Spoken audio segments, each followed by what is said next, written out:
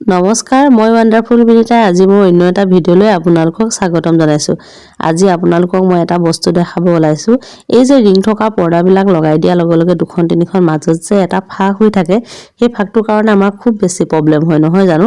তাকে ভাবিছোঁ আজি দেখাওঁ আপোনালোকক সেই মাজৰ ফাঁকটো কেনেকৈ নোহোৱা কৰিব পাৰি। এই মই প্ৰথমতে দেখিছেনে বাৰু পৰ্দাখনৰ প্ৰথম ৰিংটো মই আঁতৰাই লৈছোঁ। ষ্টেণ্ডডালত প্ৰথমতে ভৰাই লোৱা যিটো ৰিং, সেই ৰিঙৰ ছাইডটো আপোনালোকে এটা এৰি দিব। এৰি দি নেক্সট পৰ্দাখনৰ দুটা ৰিং মাজত এই প্ৰথমৰ ৰিঙৰ ছাইডটো এনেকৈ ভৰাই দিব। এইখনত আপোনালোকে বৰ বেছি ভালকৈ দেখা নাপালে এই নেক্সটখন লগাওঁতে চাবচোন দেই, মই ধুনীয়াকৈ দেখাই দিম। এইখন চাওকচোন, এইখনে সেই পৰ্দাখন।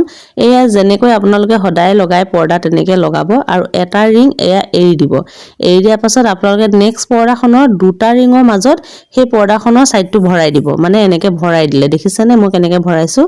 এনেকৈ ভৰাই দিয়াৰ পাছত আপোনালোকে প্ৰথমৰ ৰিংটো এনেকৈ মুকুতাই ল'ব আৰু ষ্টেণ্ডডালত ভৰাই দিব। তাৰ পাছতে এয়া দেখিছে মোৰ একেবাৰে মাজত ফাঁক নাই আৰু মোৰ প্ৰব্লেম ছল্ভ হৈ গ'ল।